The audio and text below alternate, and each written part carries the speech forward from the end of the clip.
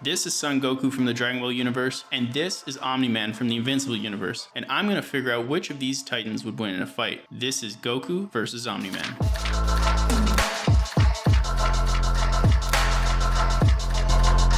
Son Goku is a character from the hugely famous manga series Dragon Ball by Akira Toriyama. He's a Saiyan, which is an alien race from the planet Vegeta. Goku's original mission was to conquer the people of Earth and destroy it. However, upon arrival, Goku suffers a painful head injury that causes him to revert from his primal Saiyan tendencies to a joyful and happy kid. Goku would grow up to become a martial arts master that would save the Earth countless times from stronger and stronger foes. Omni-Man, or Nolan Grayson, is a character from the best-selling comics Invincible, written by Robert Kirkman, which has been made into an animated series on Amazon Prime. At first glance, Omni-Man is clearly a parallel to DC Comics' Superman, but just like Superman, he's actually quite similar to Goku, or at least initially. Omni-Man is a Viltrumite, a powerful and brutal race of people from the planet Viltrum. They contain all the abilities you come to expect. Got your superhuman strength, your speed, flight, and they're able to sustain insane amounts of damage. To find out which of these two characters will win in a fight, I need to break down each character's fighting capabilities into 3 distinct categories. So I'm going to compare Goku and Omni-Man's strength, endurance, and intelligence to be able to see who would have the upper hand in battle. By the end of this video, I'm going to answer the question, Goku versus Omni-Man, who wins? Oh, and before we continue, there will be spoilers for both Dragon Ball Super and the Invincible animated series. As a Saiyan with the lust for improving his fighting capabilities, Goku's strength is near limitless. Starting as a small child struggling to fight other martial artists, Goku constantly iterated on his strength by fighting tougher and tougher foes. Eventually, Frieza, one of Dragon Ball's biggest villains, would push Goku to the edge by murdering one of his best friends in cold blood. The trauma of the incident caused Goku to tap into his race's transformational abilities and become a Super Saiyan. From this point forward, Goku would find new ways to push the boundaries of the Super Saiyan to reach higher tiers of the transformation. Each Super Saiyan transformation would multiply the Saiyan's power until he learned to infuse Super Saiyan with the power of the gods. By fusing God Ki with his Super Saiyan abilities, Goku became a Super Saiyan God, and not long after that, a Super Saiyan God Super Saiyan, better known as Super Saiyan Blue. All this to say, Goku's strength now rivals that of the gods, and that wasn't even his highest peak of strength. The next evolution would be to master Ultra Instinct, an angel technique allowing his body to attack and defend instinctively and without thought. The form has many degrees, but up until now, this form is the peak of Goku's capabilities. Ultimately, Goku started as a low-class Saiyan but was able to push his power to that of gods and angels. In Invincible, Earth has many heroes, each with their own powers and strengths, but Omni-Man is the strongest of them all. Much like DC Comics, there exists a team of strong superheroes who work together to keep the planet safe, known as the Guardians of the Globe. However, Omni-Man is not part of this team and is considerably stronger. We know this because Omni-Man surprises the Guardians of the Globe in order to take them on at once and brutally kill each one of them. Red Rush, based on the Flash, gets his head smashed in. War Woman has her neck instantly snapped. Their leader, the Immortal, also has superhuman strength but is decapitated by Omni-Man's arm. It's clear Omni-Man is no slouch and would prove to be extremely powerful. Later in this series, he takes out an entire alien planet within the span of minutes and is able to take on a huge kaiju twice. It seems no matter the opponent, Omni-Man is able to outclass them all when it comes to strength, although none of his foes can be classified as gods. Ultimately, when you have the strength of gods and the techniques of angels by your side, it's hard to justify Omni-Man beating Goku by strength alone. Omni-Man may be able to take on the planet's strongest warriors at once, but Goku has literally created a universe underneath him while powering up. So I'm gonna have to give the point to Goku on this.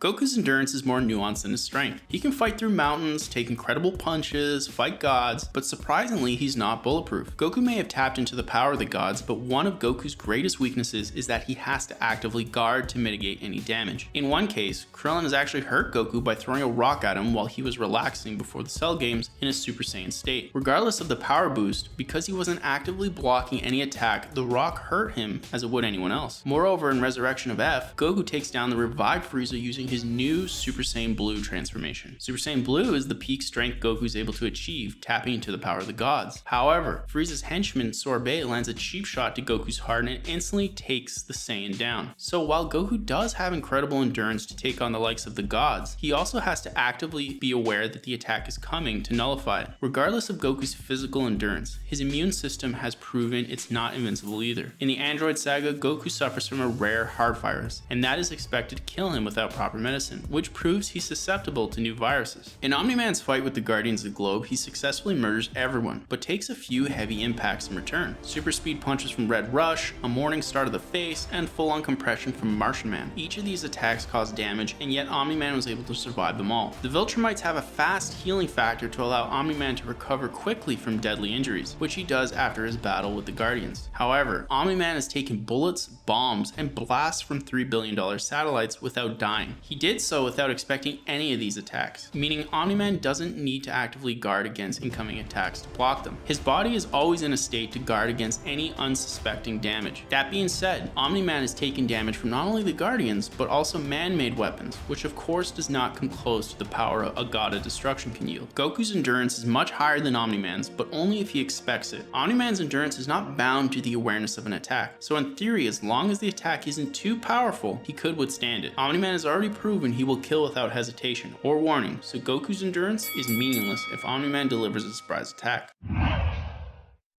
Goku is a martial arts genius. Yeah, he's strong, but he's demonstrated scenarios where his strength is multiplied through intelligent techniques. In his fight with Cell, Goku knows full well he can't win, but using Cell's ego against him, Goku positions his final Kamehameha at the planet, fooling Cell into believing that the only way to win is to blow up the planet. Instead, Goku uses his instant transmission technique to bring himself directly underneath Cell and unleash what may be one of the most iconic Kamehameha waves in the series. Goku has displayed high amounts of intelligence countless times, surprising Frieza with coordinated blasts underwater, or acknowledging that Super Saiyan Grade 2 has too many drawbacks to be considered useful in his fight against Cell. That being said, Goku's intelligence is fueled by his lust for the fight. Having a lust to fight puts Goku in a position where helping the opponent is a good idea if it promises a more interesting and challenging fight. For this reason, Goku allowed Vegeta to return home after killing most of his friends. He believes Raditz has promised to change in exchange for letting go of his tail, and most controversially has given Cell a senzu bean to instantly restore his health to increase the chances of his son Gohan unleashing his rage against Cell. Goku is no doubt a martial arts master who constantly looks for weaknesses in order to effectively take down his opponent, but he will also solve those weaknesses for his opponents if it means a more interesting fight as a result. Omni-Man is cunning and intelligent in that he goes for the throat. Omni-Man has no mercy when it comes to his opponents, which is a result of his race purging the weak. Omni-Man knew he could take on the Guardians of the Globe, but he doesn't take them on individually. Instead, he sounds an emergency meeting to gather everyone to their secret hideout where he immediately attempts to murder them. Unlike Goku, Omni-Man doesn't waste a second talking or explaining his plans. With each move Omni-Man takes, we can see him strategizing for the next position or attack to cue. Omni-Man's intelligence comes with the caveat that he is the strongest, and he knows this. He isn't picking fights with those stronger than himself, or at least not yet. Even when Omni-Man is put into positions where he has some trouble, such as against the Kaiju, it's less about planning an optimal strategy and more about outpunching them. I won't even sugarcoat this. Omni-Man is incredibly intelligent, but his strengths come from brute force and the art of surprise. He murdered each of the Guardians of the Globe by tricking them to an emergency meeting, but the fight ultimately was a reactionary one that he won through sheer strength and endurance. Both Goku and Omni-Man are intelligent in their own ways. Omni-Man is direct and to the point, without any hesitation, and trusts his strength will outweigh any problems along the way, whereas Goku's intelligence comes from the art of combat and being able to understand which moves are more effective given a specific situation. For that reason, Goku wins this category. So, Goku versus Omni-Man, Omni-Man versus Goku, who wins in the end? When it comes down to strength, intelligence, and endurance, Goku has Omni-Man beat on almost every case. That said, is there any way Omni-Man could beat Goku? Unfortunately for Goku, yes. If Omni-Man really wanted to beat Goku, there's no question a surprise attack would have to occur. While I don't think Omni-Man could beat Goku in a traditional fight, I do think he could take out Goku with a surprise cheap attack similar to what happened in Resurrection F. However, there is one more technique Omni-Man could use to beat Goku, and that is by following the tried and true rules set by Goose Gang for centuries. All he has to do is keep it cute.